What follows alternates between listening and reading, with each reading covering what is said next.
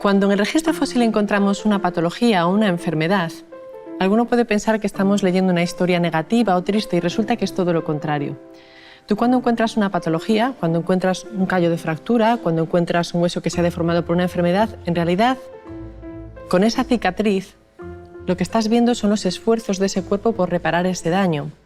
Es decir, esa cicatriz solo la tiene el que ha sobrevivido a ese daño. Entonces, descubrir aspectos que en principio parece que denotan debilidad o debilidad individual, en realidad está hablando de fortaleza a dos niveles. Fortaleza individual de aquel que fue capaz de superar durante un tiempo esa enfermedad como para haber desarrollado esa cicatriz que yo puedo leer. Si te mueres inmediatamente no queda cicatriz, no queda intento de supervivencia, ¿no? Las cicatrices las lleva el de la batalla, el que las supera. Pero además hay otra información importantísima para nosotros, que es la de fortaleza del grupo. Si tú te encuentras, por ejemplo, un cráneo, como sucede, por ejemplo, en el yacimiento de Dmanisi, en Georgia, que es el yacimiento en el que se han encontrado los restos humanos más antiguos fuera de África, con 1,8 millones de años. Estamos hablando de un periodo en el que las herramientas eran muy básicas, muy rudimentarias, en las que no se tenía conocimiento ni control del fuego. Si tú te encuentras, como ha sucedido en ese yacimiento, el restos de un individuo que no tiene dientes y tiene una edad avanzada, tú estás teniendo de manera indirecta información sobre una población que lo ha cuidado, que ha tenido que encargarse de darle de comer o de protegerlo porque estaba menos preparado que los demás.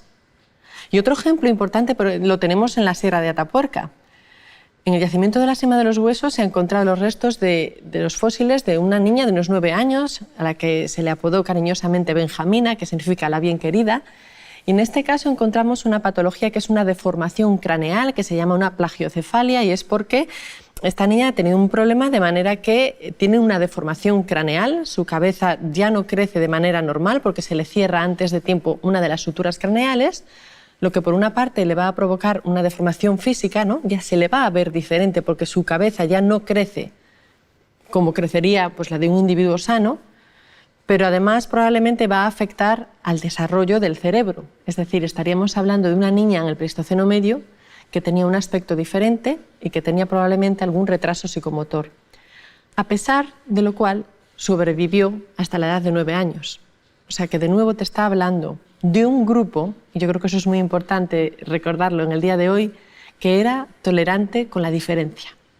¿Vale? Entonces yo creo que son ejemplos que ponen cómo ha sido tan importante a lo largo de la evolución del ser humano esos comportamientos altruistas, solidarios, cooperativos, de manera que la fortaleza de nuestra especie de día de hoy no está en el individuo o en la fortaleza física, está precisamente en pertenecer a un grupo, o sea, ser parte de una comunidad.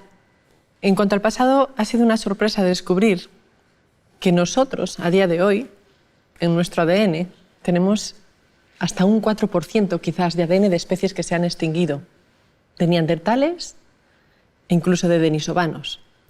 Es decir, descubrimos que, en realidad, a pesar de que somos la única especie humana que hay sobre el planeta, somos en realidad biológicamente un crisol de humanidades extinguidas.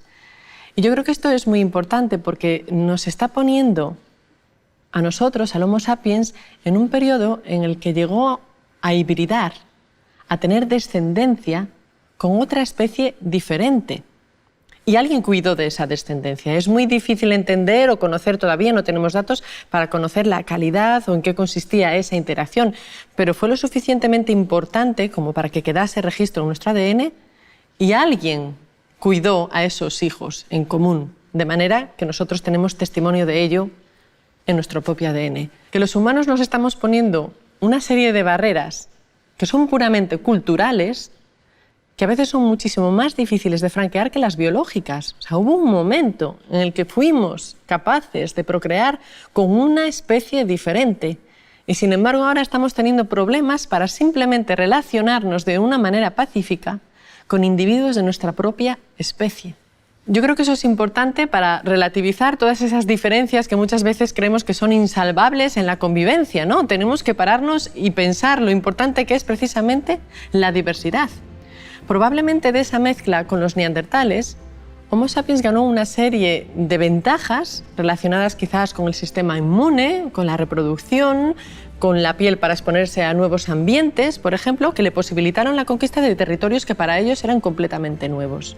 Quiero decir, a la luz de la paleontología y del estudio del ADN, conceptos como el racismo se mueren, se quedan obsoletos. No hay ningún sustento biológico para hablar de razas y de diferencias, ningún argumento. Por eso creo que es tan importante a veces conocer nuestro pasado, para poder poner en contexto, ¿no?, y darle su medida de verdad a muchos de los argumentos que alegremente se utilizan para hablar, para diferenciar y para poner barreras y puertas cerradas.